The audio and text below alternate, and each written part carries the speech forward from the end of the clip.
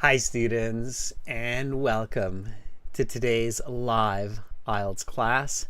My name is Adrian and I'm streaming to you from beautiful Victoria here in Western Canada. I hope that all of you are having an outstanding start to your weekend.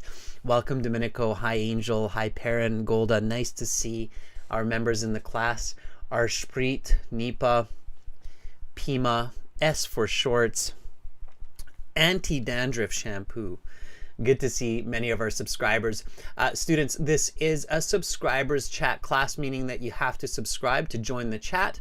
It's a good idea, it's free, and we've got lots and lots of great lessons for you. So when you subscribe, you get notifications about these live lessons. This is an IELTS listening.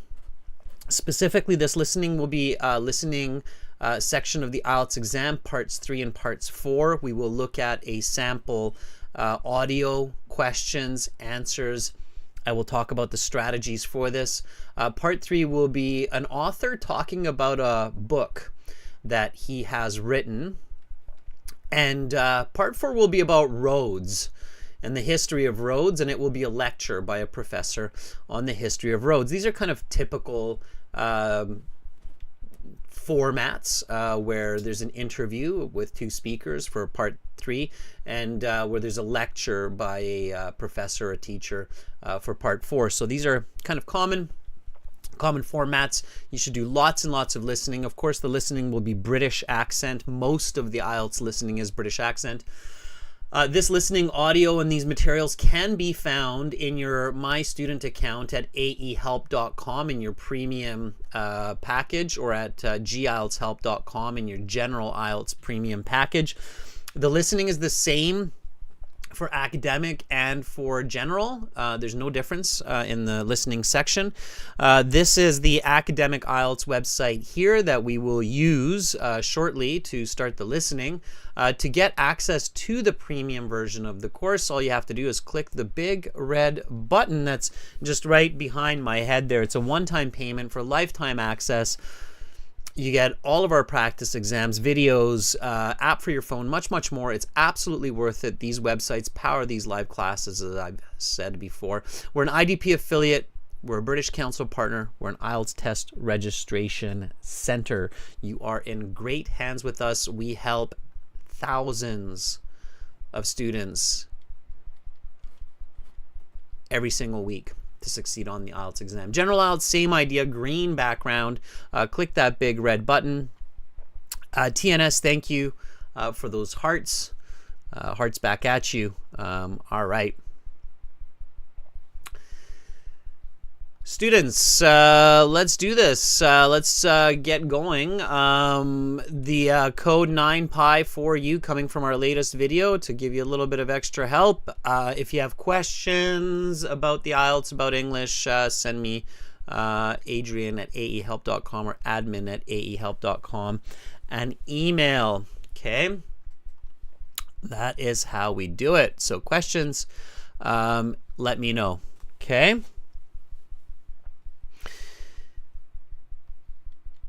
We've got listening right now, speaking part 2, speaking part 3 tomorrow. When you have a few minutes in the day, definitely check out this video, especially if you are an academic IELTS student for task 1. It's a very common mistake that this video highlights. You need to know about that. Okay, so we're going to start the audio here in just a moment. Before we do, let's review a couple of very important strategies for the listening.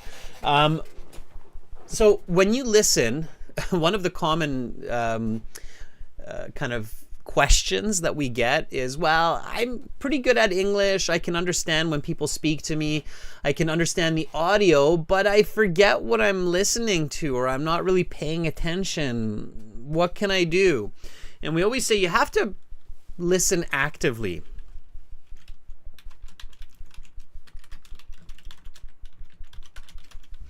Now, there are basically 2 key steps to active listening. What are they? So,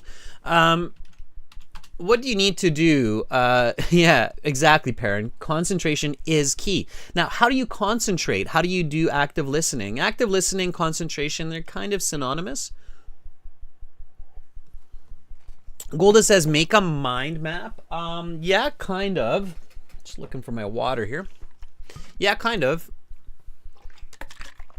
You can do that at home when you're practicing. You don't really have enough time. Yeah, visualize. So see the information.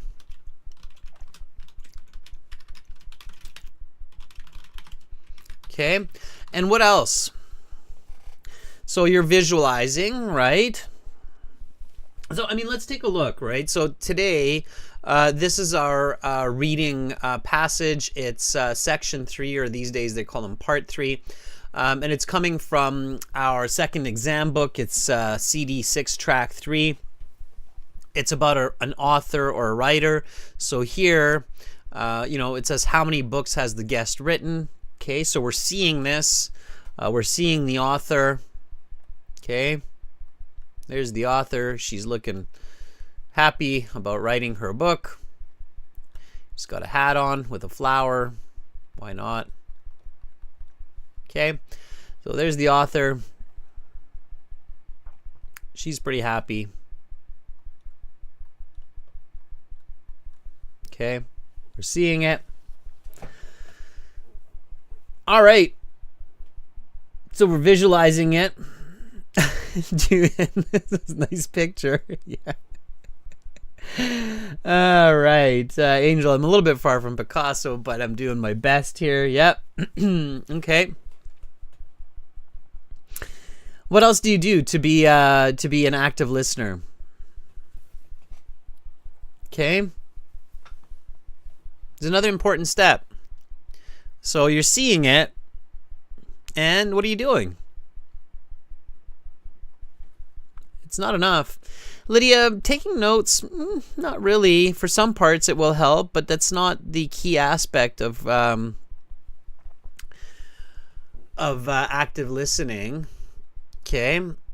So you have to visualize, and this is the one, it's really weird. Like, we keep saying this, but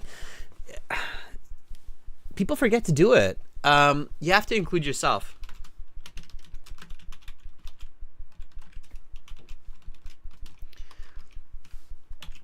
People are so distant these days. Everything is just far away. I'm here in my little bubble, and the IELTS is over there, and the listening is over there, and everything is so far, and I hear it from a mile away.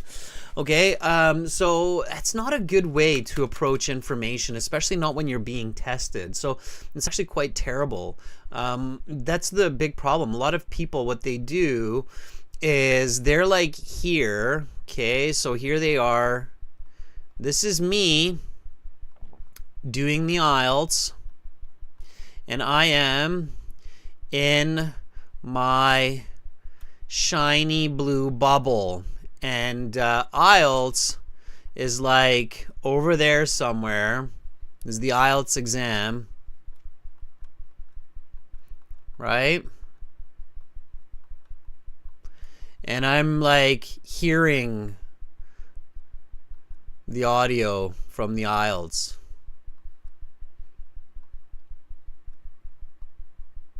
Okay, in my bubble, and it's kind of bouncing off, that audio. Oh, look, did I hear that? Maybe it's kind of quiet, right? So what do you have to do?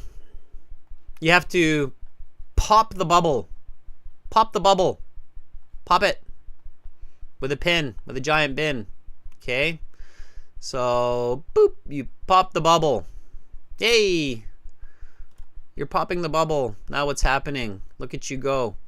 You're moving close to the IELTS exam now. Okay, and what do you want to be? You want to be one with the IELTS exam. So ideally what you want to be is you want to be part of that IELTS exam. There you are. You are at one with IELTS. Become the IELTS. Elizabeth says, get out of the bubble. Absolutely. Here you are. Now you're actively listening. Now you're going to get those high band scores. Okay. So going back to that listening, right? And this is important. This is what I want you to do when I start the audio. Okay. So you're reading about this author. Okay. Nipa says, put yourself in the listening. Absolutely. Who is the author? You're the author. You wrote the books. This is me. Okay. I'm the happy author. Okay. I'm the one that is writing this book. Okay. I'm the one writing the book. Look at me. I'm just overjoyed. Super happy emoji. I've got a cute little nose. There we go. This is me. What am I writing about? Why am I writing it? How am I writing it? What's going on? Okay. All right. That's me. I'm actively listening. Okay, everybody. So let's get our headphones on, if we don't already have them. It's always a good first step. We're going to listen. We're going to answer. Keep the answers out of the chat. Give everybody a fair chance to answer on their own. And then we'll go through the answers together. So we jump to the website. This is CD6 Track 3. Again, we join the premium IELTS package by clicking the big red button there to get all of these practice exams in audio. And once you're in your My Student account, you have the computer-based practice exams. You have the full online interactive course, and then you have your exam books, your study plans that you can download. You have your lesson videos, and here you have your audio CDs. That's where we're going right now. We're going to CD 6, Track 3, because it's Section 3 or Part 3. Here we go, everybody. Listen and answer. Now turn to Section 3. Take some time to look at questions 21 to 26.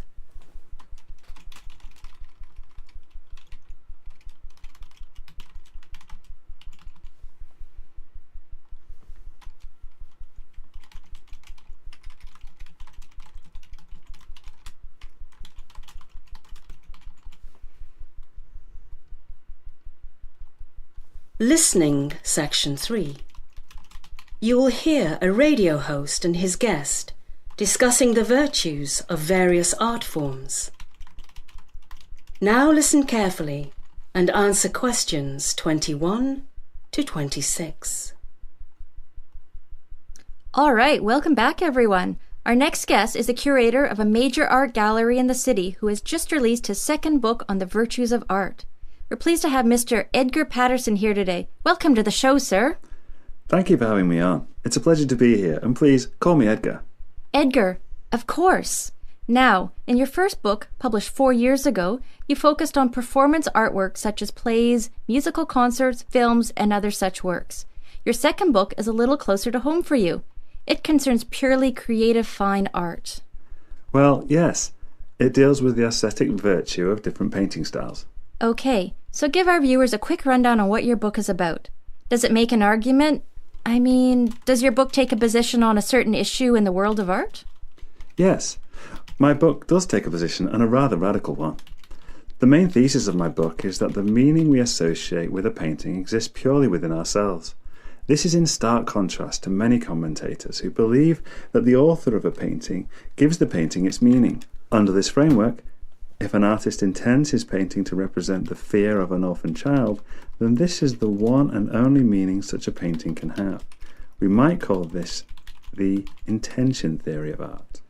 Conversely, my theory is that no matter what the intention of the author is, the meaning of the painting comes from the viewer.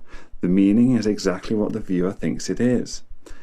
This solves an important problem with the intention theory of art, namely that we do not have access to the mind of the artist, and therefore we do not have access to the painting's meaning at all.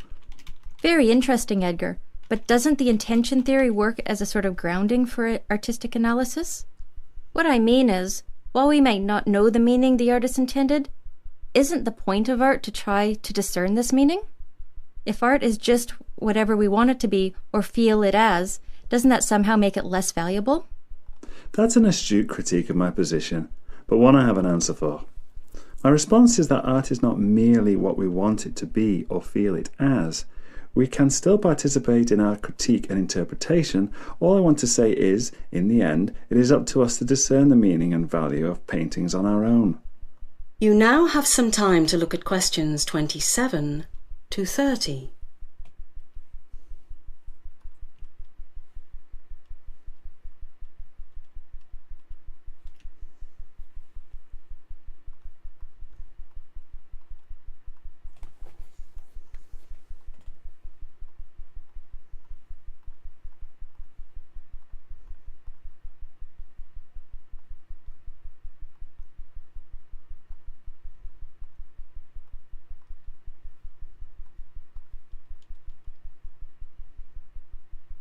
Now listen to the rest of the discussion and answer questions 27 to 30. Now, let's talk about one type of controversial art, abstract art. How does your, can I call it a subjective theory of meaning? Yes, that is fair. Okay. How does your subjective theory of meaning apply to something like modern or abstract art? Art which doesn't tell an obvious story or have a clear meaning. Many people think that such works of art have no meaning at all. It's certainly an interesting case, but one which my theory is well matched to deal with. You see, abstract art has its critics. Like you say, they think it has no meaning at all. However, other people think abstract works of art have all sorts of meanings. Now, under the intention theory, most of these commentators will be wrong, since the work of art either has a meaning or it doesn't, and if it does, then it only has a single meaning. So under the intention theory, only those critics who discern the specific meaning of the artist will be successful. My theory, however, results in each critic being correct in their own way. For example, if, after critically analysing a certain abstract work of art, I determine it is meaningless, then it is meaningless. Because the meaning of an artwork comes from within, I cannot be wrong, and neither can other people. The critic who sees a metaphor for suffering and the critic who views it as something entirely different are both right. We are all correct in our interpretation, as long as we've given the painting a fair critique. What do you mean by a fair critique? Well, I mean it is not enough to merely look at a painting and write it off immediately as meaningless. One must go through a certain process. That said, there are certainly other... That is the end of section 3. You will now have half a minute to check your answers. All right. Check those answers. Always check your answers in that half minute. Let me just pause the audio on the website here. There we go. Okay. So, seems tricky, but it's not that bad if you understand what's going on. So here you have an author who's an art expert. And this is a typical case where, some students are like, oh, I will do horrible here. I don't like art. I don't read books. I know nothing about this. Well, that's the wrong attitude, okay? So success on the IELTS, in a big way, is attitude. You have to keep your goal in mind. Your goal isn't to love books or art or writing books. Your goal is to get a good band score, right? So that you can go to university or get your immigration paper or get a job, whatever it is. So that's the goal here.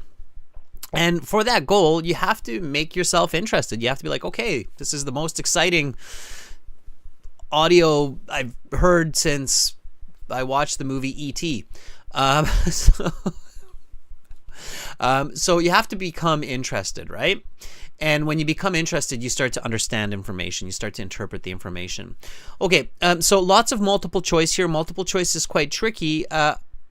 Did anybody catch the strategy that I was using? So notice here's the original multiple choice question. How many books has the guest written? Okay, while the preparation time was going, I kind of changed this into a statement, right? I was like, okay, I guess the person will say, I have written this many books, or I wrote one book here and one book there, right? And so I changed this question into a a statement. So I interpret the question into a statement. Okay, that's your first tip, first strategy for multiple choice questions. Okay, everybody got that? So tip 1 for multiple choice questions, interpret the question into a statement that you are likely to hear. It makes it easier for your brain to identify the answer.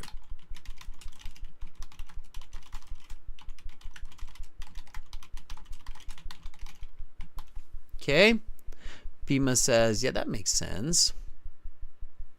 Okay. All right, everybody got that? Good.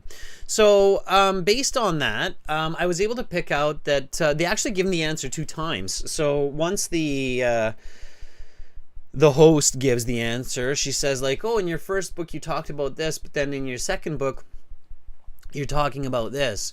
And then the author says, yes, my first book was a good one, but my second book is even better. So 2 books. Okay, I'm the author, right? I'm visualizing 1 book, 2 books. They're great. So I was visualizing that.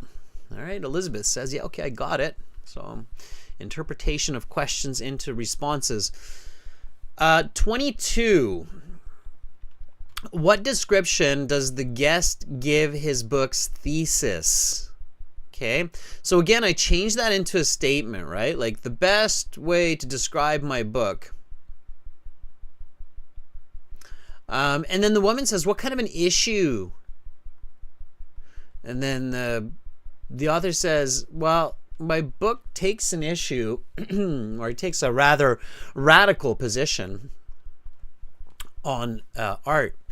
So here, the answer for 22, is it A, a position? No, that doesn't make sense, right? It's the intention theory. It's not about that. And you know that it's not about that when you hear the whole audio. So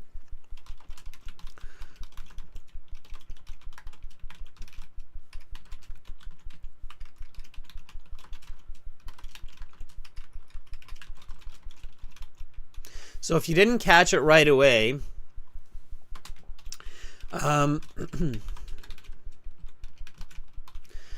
the first one doesn't make sense. The last one is the wrong answer. So even if you didn't catch the radical position, like some of you are like, well, yeah, but Adrian, I couldn't catch that part where he's like, it's a rather radical position.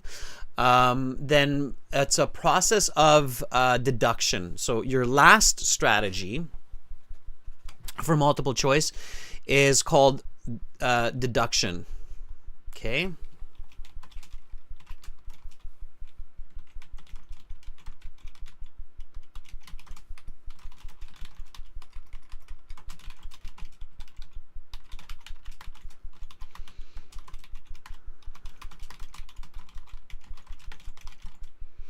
This is your last strategy. One big mistake that a lot of students make is they use that as their first strategy. It's not your first strategy.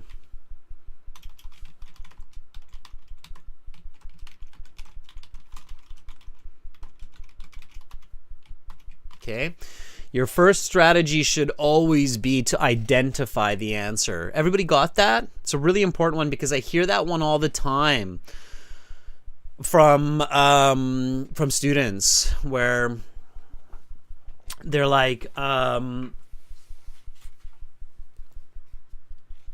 okay, my teacher told me to do like deduction where which ones are the wrong answers, and that's the first thing I do.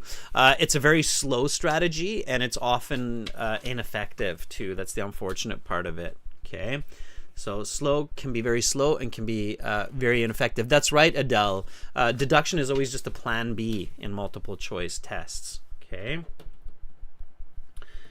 Right. I'm actually writing that down for myself to remind myself to tell students about that a little bit more. So listening, multiple choice questions, deduction, last strategy. Yeah, because a lot of students use that as their first strategy, and that really doesn't work. Okay. All right. Let's continue on. So here, the correct answer was again B. Okay. So 21, 22, both are B. 23. Which statement best describes the intention theory of art? The intention theory of art is, and then I got this. So this is another good strategy, taking some notes, right? And here the author says, talks about the intention theory and says the author gives the painting a meaning, right? So your second strategy,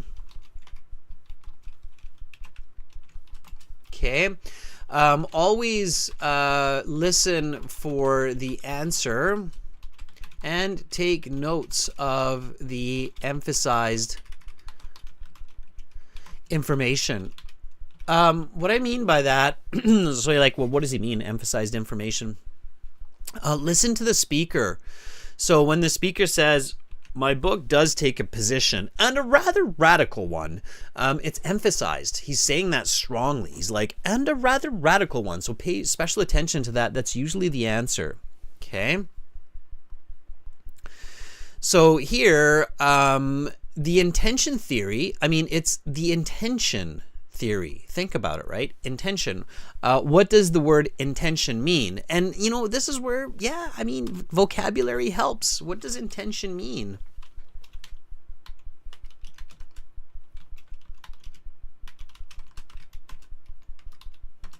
Define that word for me, everyone. What does intention mean? And we'll take it one step further here in a second. Yeah, exactly, Kai. Kai says intention is like you try to do something on purpose. Yeah, to do on purpose. Or to do purposefully. Okay? Yeah. Okay? So intention theory, it makes sense that the author creates the painting on purpose, creates the meaning or creates the message on purpose.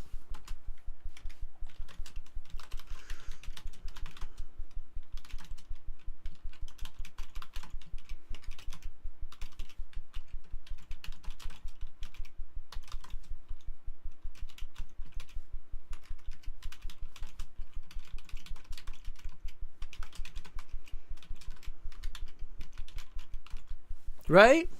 Makes sense. Okay, and then if we jump a little bit here, you see there's the opposite point that this book is kind of about, where it's the subjective meaning theory, right? What does subjective mean?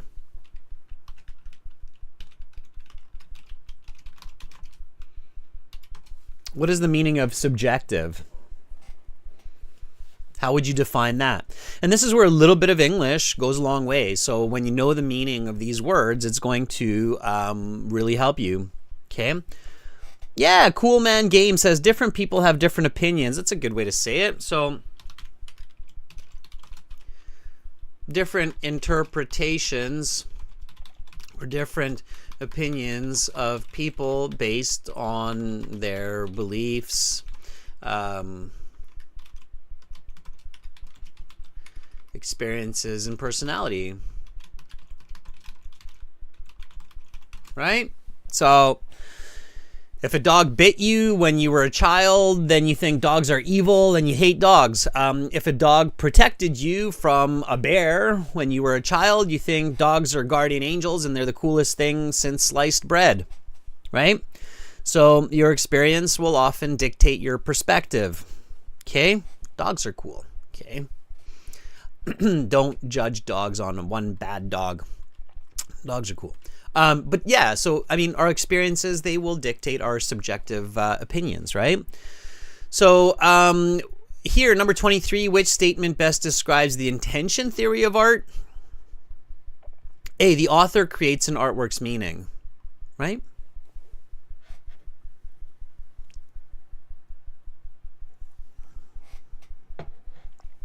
No, I mean Bears. Anti-dandruff shampoo. In my part of the world, dogs protect people from bear attacks every single day. In some parts of British Columbia. So I mean bears, not stuffed bears. Depends on where you live, right? Okay, number 24. What is the biggest problem with the intention theory? Logic, right? If the author gives the art its meaning, There's a problem with that. You might not be able to talk to the artist. In fact, often you can't, right? When you go to a museum or you go to an art gallery, the artist is not there, or maybe the artist has been dead for like 300 years. So you can't be like, what's that weird little squiggly line back there? Oh, that was a mistake. No, that was actually the flower that was leaning into the picture. We don't know, right? So the correct answer here, we do not have access to the mind of the artist. So it's A again. Okay. So notice the answers here. It's B, B, A, A. Okay, there's no pattern in IELTS. One of the sillier strategies I've heard is like, oh, just write abacadabra. A, B, A, C, A, D, B, A. Abacadabra. You got a 50-50? No, don't do that. Okay, that's not how it works. It could just be A.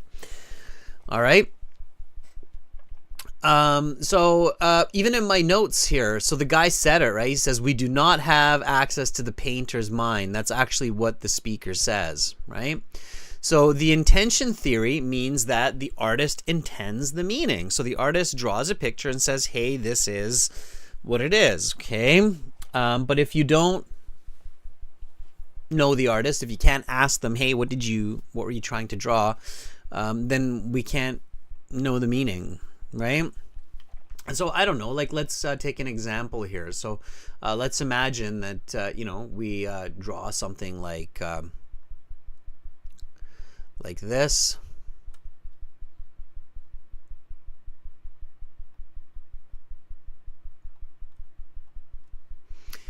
And then like this. Okay, so anybody know what that is? This is my Picasso right here. Let's see if anybody can figure out my art piece. It has meaning.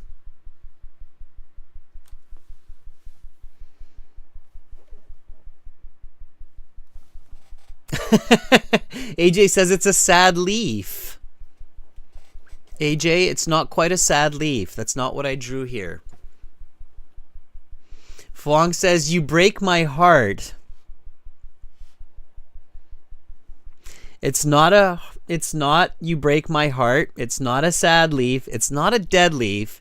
It's not a broken heart, Kai. It's not a kick in the heart. It's a heart that has been stepped on.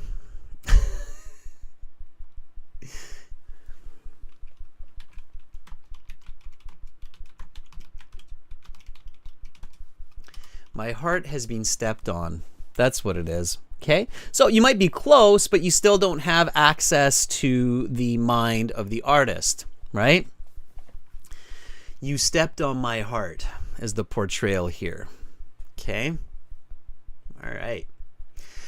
So I know that because I drew it, right? But it's kind of tricky because it's a little bit abstract. It could have been a leaf. It could have been a broken heart. But here it was, you stepped on my heart. It's another expression in the English language. AG says, that's so sad. I don't know why. I came up with a sad one there. I don't know why. Okay, so, but we don't have access to the mind of the artist. So that's the problem with this, right? You don't know what's going on in my head. Okay, that makes sense? All right. Okay, so let's do this. These are fill in the blanks. You had to catch the right words here. Okay, number 25. According to the host, one of the main goals in art critique is to understand a painting's what? And they said it a couple of times. It's often when these listenings seem tricky, if you really pay attention, they repeat the answers. Yeah, Cool Man Game, it was meaning. Very good. Cool Man Game says, I think it was meaning, and it was meaning. It's exactly what it was. So, it's to understand the meaning. That's right, Fuang. Very good. Okay. Number 26. The guest responds that art is not something what we want it to be, but that we must also participate in the critique and interpretation. Okay. Excuse me.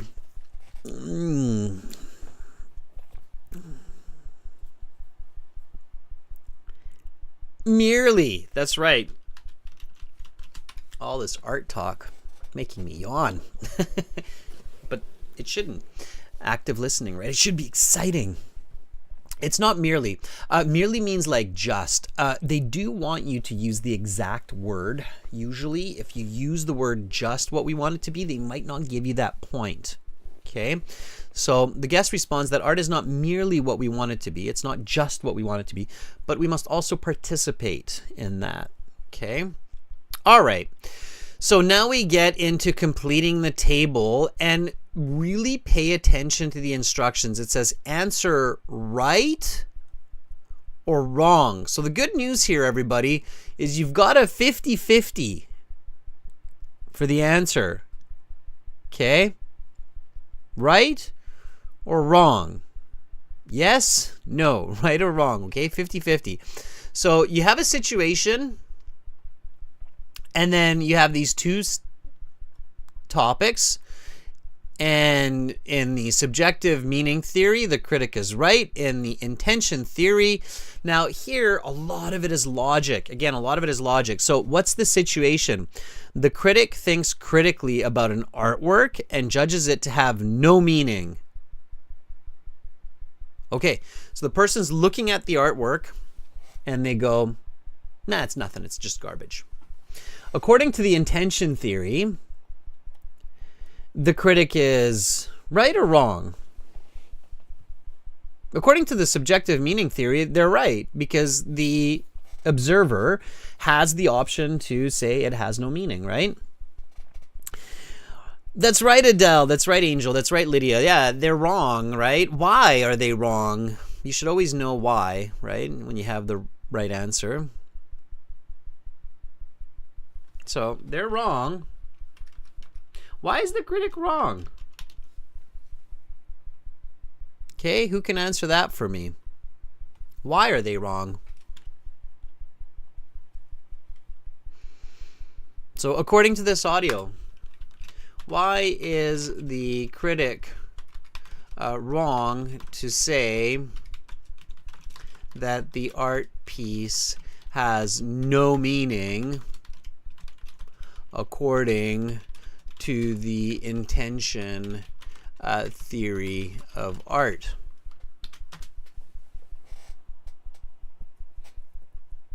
Yeah, exactly. Cool Man Game says this theory implies that every artwork has meaning. Yeah, so the artist always gives it some meaning.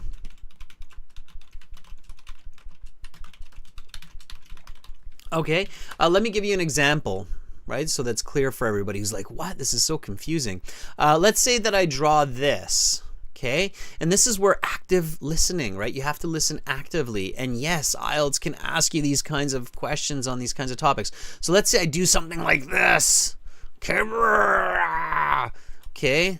So what is that? What do you think that is? What was I doing? What am I doing there? According to the subjective theory, they would say, well, that has no meaning, right?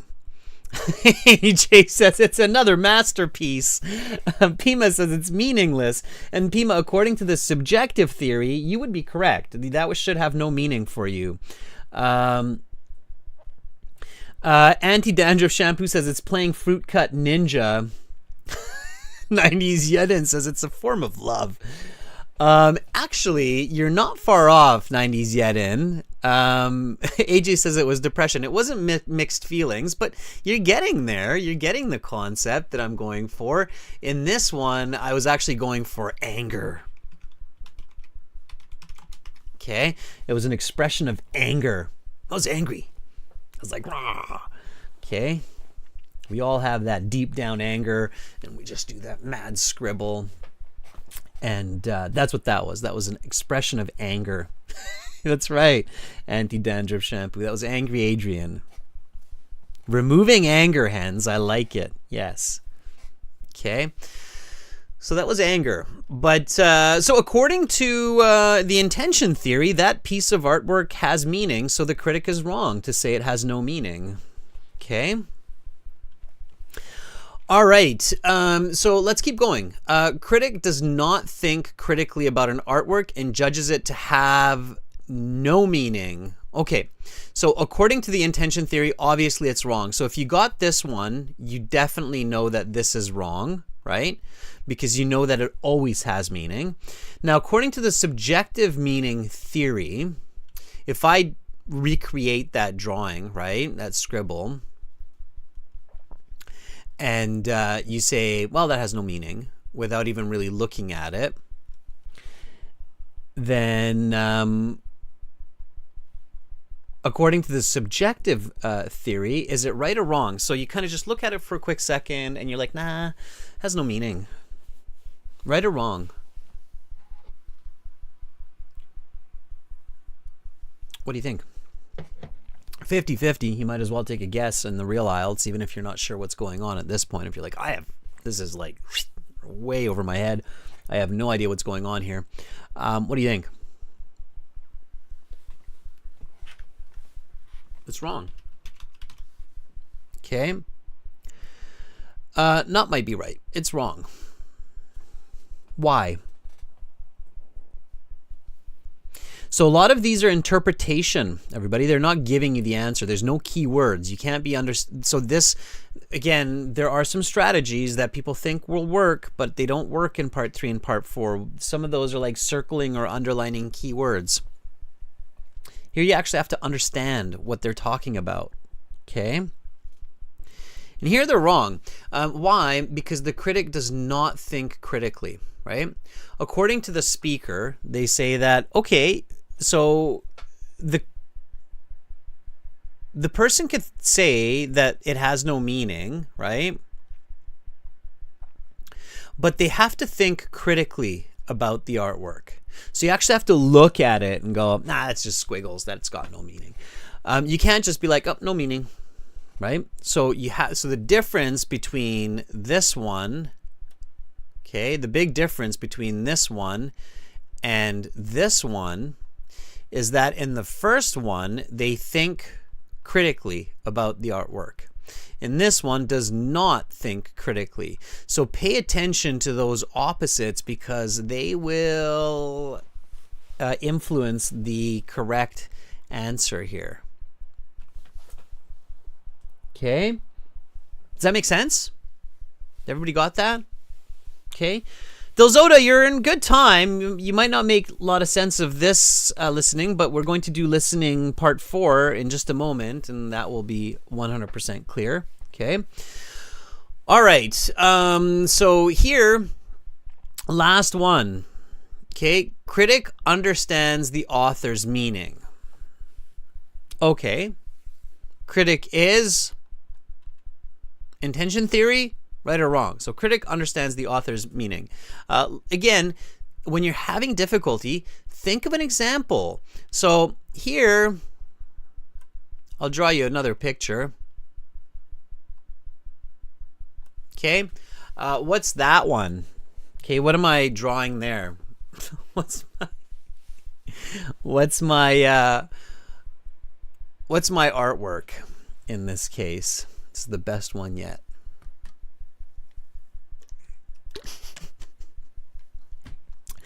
Vishal, it's definitely not sad. It's a smiley face. Yeah, it's a happy face. Exactly. So you understand my art, right? We all have the same idea of the emoji, right? The happy face emoji. Happy feeling, smiley face, right? So you understand it. Are you right then? Yes, you're right. Okay. So you are right to understand my art and what I intended. Realist art. When the art is realist, it's like that. Okay. Okay. So it's wrong, right. Question 30. This is called an inference type question in the listening. Sometimes you get these ones. For these questions, you have to listen and understand the whole audio. And you have to read quickly. So an art critic is viewing a painting for the first time and wants to critique it using the subjective meaning theory. Determine whether the critic has satisfied the constraints of the theory with regard to his critique of the painting. Write the correct letter A or B next to question 30. A, the critic has satisfied the demands. B, the critic has not satisfied the demands. Number 30. The critic looks at the painting for a moment and concludes from his initial impression that the painting lacks aesthetic value. Aesthetic value means that it's not beautiful. Is it A, the critic has satisfied the demands of the theory, or B, the critic has not satisfied the demands? Simple multiple choice here, A or B. You just have to understand the situation. You see a painting, you look at it for just a second, it's the first time you see it, and you go, it's ugly, it's got no value. A or B? Very nice, Elizabeth. Good job, Angel. Good job, everybody. Yeah, it's B, right? Why? Can anybody tell me why it's B? Because according to the subjective meaning theory, according to this author, what does the critic have to do? Okay.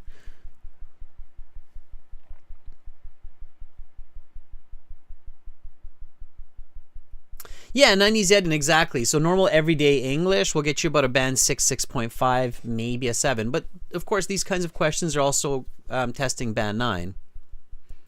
So why is it B? Why have they not satisfied? Okay. And again, it goes back to that original thought, right? According to the expert, a person must give critical thinking and time to evaluate a painting before making judgment. Right? So, according, how many spelling mistakes did I make there? According.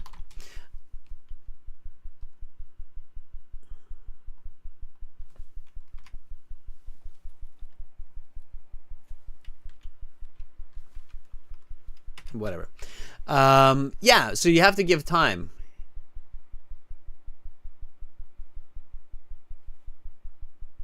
Yeah.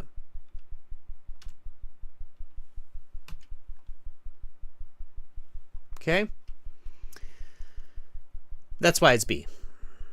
Okay. Let's go on to section 4. Here we go, everybody. Oh, by the way, before I jump to section 4, how did you do? So what did you get out of 10 in section 3? Okay, give me some numbers. So those of you who stayed the course and you're like, you know what, I'm going to try to understand this and do this. What did you get? I know it was a bit of a challenging one. Lydia says 8. 8 is not bad. Angel says 9. 9 is very good. Okay, Cool Man Game says 8. That's good. Yeah, if you're getting 6 or more, you're on the right track. AJ 7's pretty good. Fwong 7's pretty good. Yeah. Sibin 8. Kai says 6. 6 is all right, Kai. It's not too bad. Okay. For section 3, it's good. Guri 7 is good. Okay. All right. So just because you're not into art doesn't mean you can't get these answers right. Parvinder says, I got them all. That's great. Okay. Let's go to section 4 or part 4. And we'll jump back to the website and we'll get into the audio. Here we go. Let me just put on my headphones. Okay. Here we go. Now turn to section 4. Take some time to look at questions 31 to 40.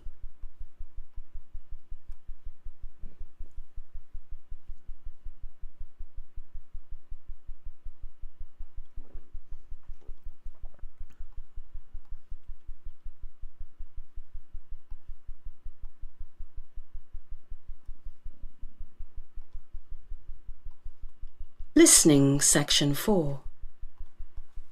You will hear a lecture about road infrastructure and its connection to economic prosperity. Now listen carefully and answer questions 31 to 40. Roads have been connected to economic prosperity for millennia. The first roads were thought to have been created by repeated animal grazing, and then utilised by humans as ready-made routes for travel between adjacent lands. These roads, evidence for which exists going back 12,000 years, were likely not connected so much to economic prosperity as to survival itself. These roads allowed hunter-gatherers faster access to greater swaths of land. The first paved roads were used in ancient Egypt about 4,500 years ago. Historians theorize that these roads were the first roads used for trade in our history. These roads also would have been used to transport items, such as building supplies. Though rivers were much more practical thoroughfares for the transport of goods, certain goods from certain areas could not be transported by boat, and this necessitated the creation of roads for economic reasons. The Silk Road, though not precisely a road, is one of the most famous trade routes in history. Composed of many types of road, the Silk Road stretched from China and Thailand in the east all the way through the Middle East and terminating in Western Europe. These different routes of the Silk Road brought myriad items from the east to the west, including, of course, silk. This brought economic prosperity to China and surrounding regions for many centuries. The Silk Road was so valuable for commerce that it persisted for over 1,500 years. The Roman Empire was the first major manufacturer of a system of roads. At its height, the Roman Empire contained 29 major roads, totaling over 75,000 kilometers. That's enough road to go around the world twice. Notably, this is almost the precise total length of the modern United States interstate highway system. These roads connected the vast lands of the empire and brought an intertwined economic prosperity to the diverse regions of the empire. Furthermore, the roads were used for military transportation, giving the Romans a massive strategic advantage over their less advanced adversaries. Through the Middle Ages, roads continued to be built and used for trade and commerce, though technological advances were virtually non-existent. Though tar-based roads were used briefly in the Arab Empire in the 8th century, this technology would not take off for another millennium. Today, our roads and highways connect our communities, countries, and economies. They are the modern trade routes by which we are all connected to each other. The modern world would not be possible without the vast expanse of road infrastructure. One interesting development in the history of road infrastructure was the advent of underground systems. The first such system, the London Underground, opened in 1863. Such subterranean routes greatly increase the volume of human life that a city can sustain, thus increasing that city's economic output. London would not be a fraction of the economic powerhouse it is today without its underground rail system. The same can be said for virtually every other major economic centre. Underground systems are the next generation of economic generators. While roads move goods which create economic prosperity, underground systems move human capital, which creates further economic prosperity. What is the next great advance in ground transportation? Some futurists have theorized about a system of tubes propelled by air pressure or other means, which would transport individuals vast distances in short times. Such a system could move humans at unprecedented speeds, perhaps with an economic footprint far less than that of subterranean networks. Such tubes could even be built underwater. Imagine such a system connecting New York to London or Tokyo to San Francisco. It would be incredible. Whatever lies ahead for humanity, roads have gotten us to where we are, and they are very likely to play a prominent role in getting us to where we will be next, in one form or another. That is the end of section 4. You will now have half a minute to check your answers. All right. Check those answers. Let me stop the audio. Okay. There's one last piece of artwork there. Me flying through a tube. Active listening, right? Visualizing that. Flying through the tube from New York to London. Whee! Tons of fun. Okay, let's go through the answers. So roads and the importance of roads in the world of the past, present, and future. Let's do this, students. So part 4, no pauses. One go, start to finish. You have to follow, you have to visualize, okay? From the time of the Egyptians, when you're walking those first few roads, or even before then, to the time of the future, where you're flying through a tube, getting from one city to the other, okay? All right, number 31. What phenomenon created the first roads? He emphasizes this, and it was very visual. Now again, this, some of these answers are band 9. You have to have the English and you have to be able to catch it. But when you do, it's quite clear. And in this case, the answer was animal grazing. Very good, Cool Man Game. Yeah, Angel, animal grazing. Animal grazing is animals eating, right? If you've ever gone hiking, you can see those trails where animals graze. Okay? Animal grazing. With a Z, Sibin. All right? Animal grazing. Number 32. Though roads were necessary for the transportation of many goods, what was a much more practical thoroughfare for the transport of goods in ancient times? Okay. So roads were good, but there was kind of a better system than roads. They were kind of natural roads as long as we were able to use them. Yeah, rivers, right? And since most cities and settlements were near rivers and lakes, rivers were very good ways to transport goods. So rivers. Okay.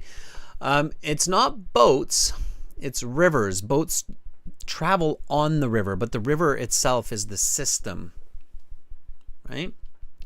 Okay, so the answer there was rivers. Which of these roads total approximately 75,000 kilometers? They talked about all of them, all 4 of them, but only 2 of them. Is it A, 1 and 3, United States Interstate System, the Roman road network, B, all of them, or C, United States Ancient Road System and the Silk Road? The correct answer is A. It's 1 and 3. So Silk Road was a long road, but it wasn't quite 75,000 kilometers. At least not, they didn't say that, right? So A, it's 1 and 3. The U.S. Interstate System and the ancient Roman road network. They talked a lot about the Silk Road, but there were no questions really on it, right? That happens sometimes in the IELTS where they'll talk and talk, but the answers are not coming. So you have to be patient. Okay? All right. Choose 2 letters. For this one, take notes, everybody, when you're in the exam. So what were the 2 benefits of the Roman system of roads? Benefits of the Roman roads are, and I took some notes here. I wrote down economic prosperity, military transport. So A, economic prosperity for the city of Rome. B, increased mobility of Roman armies. C, rapid technological advances, the importation of luxury goods from China. E, broad economic prosperity for the empire. 34, 35. Okay. The correct answers: increased mobility for the Roman armies, right? Because that is military transport. Okay. And E,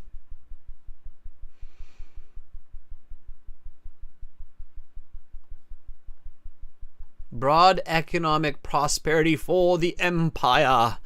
Okay. I don't know why. I just had to. All right. So it's A and E. Or sorry, B and E. B and E, not A. Why not A? Why is it not A? Everybody, this is an important point for the IELTS exam so you don't lose marks. Why is A wrong? There's a word there that makes it wrong. You have to be careful.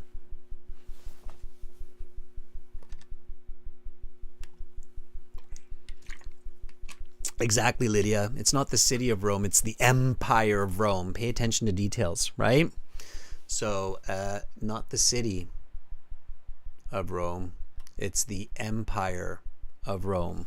They're not talking about modern city of Rome in Italy. They're talking about the empire of Rome that was most of Europe and a big part of Eastern Europe and Western Asia as well. Right? So Rome the empire, not Rome the city.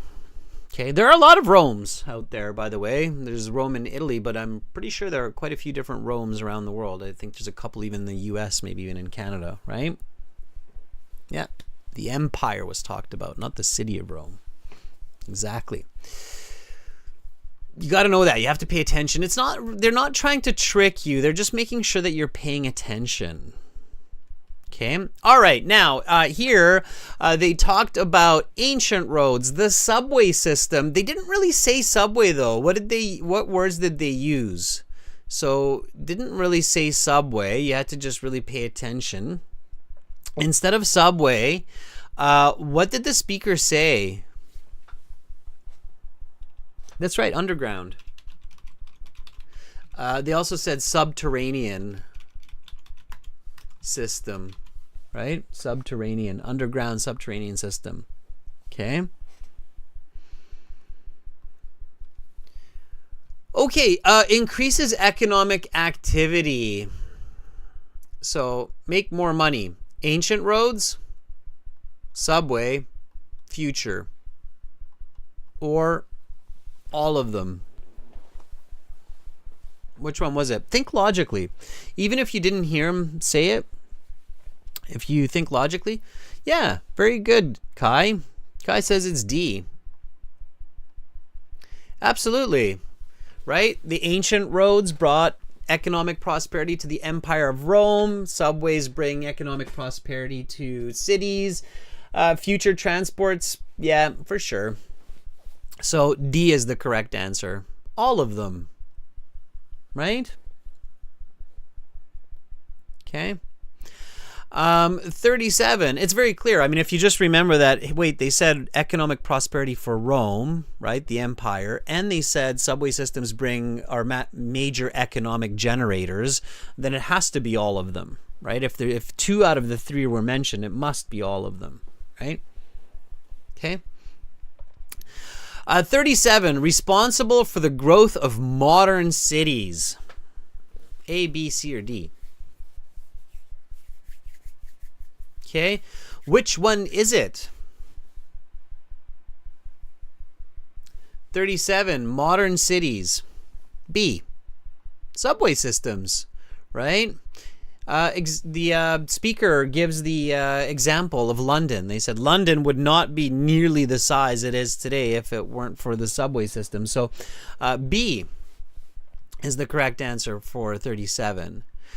38. Used for military transportation. I always smile when I see this one, but you'll see why. So which one? Used for military transportation. Ancient roads, subway systems, future transportation.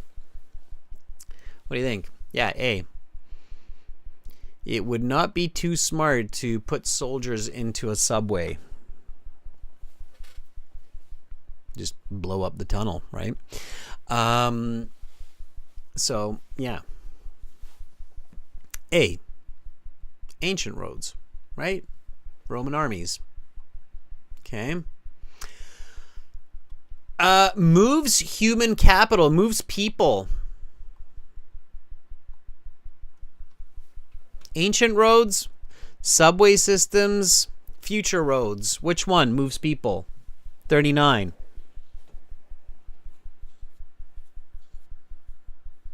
Very good, Cool Man Game. Cool Man Game says, I have to guess D.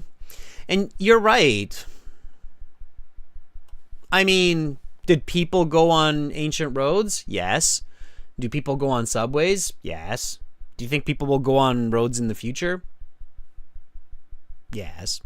So it has to be D, right? Logic is your friend, everybody. That's my big message and tip here for the IELTS listening, is you need to use logic. That's my Wi-Fi signal beaming into your head. Beep. Use logic. Ancient roads, there go the Romans. Subways, yeah, there I go. Future transport, yes, there goes my grandson. AJ says my brain's not functioning.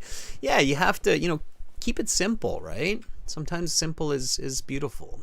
Actually, it usually is. So, moves human capital. Makes sense that all of these move human capital. Number 40.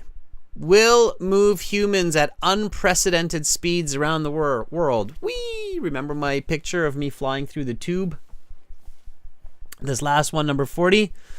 Yes, it's human transport. I mean, future transport. You have the will move, right? So it has to be C. It just has to be, right? C. Okay.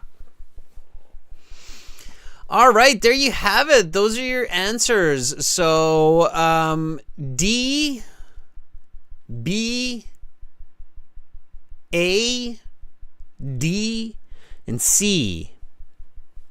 Okay. So there you go. Will is the future. Yes. How did you do out of 10? What did you get? Kai says 7. It's good for me. I'm happy. Yep. AJ 5 for part 4. It's not that bad. It's all right. Part 4 can be tricky. Cool Man Game 7. It's not bad. And several of them are guesses, as long as they're logical guesses. That's okay. Pima's like, meh. Did not work out for me. I'm not sharing. All right. Fair enough, Pima. Okay. So Sibin says 5. And you're sad about that. Okay. Everybody, those are the answers.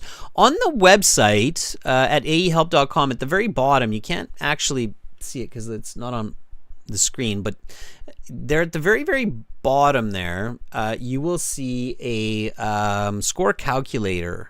Okay. I'll give you the URL in the chat here. Okay. So on the website, you have this tool. We've got all kinds of tools for you on the website. Our website has been evolving for 10 years. So there you go. That's the score calculator. You can type your listening score in there. Like if you got 25 out of all the sections in that exam, you got a 6. If you got 30, you got a 7. If you got 40, you got a 9. If you got 41, it's an invalid score. You can't get 41, everybody. Doesn't happen. It's maximum 40. If you got 1, hey, look at that. A 1 is a 2.5.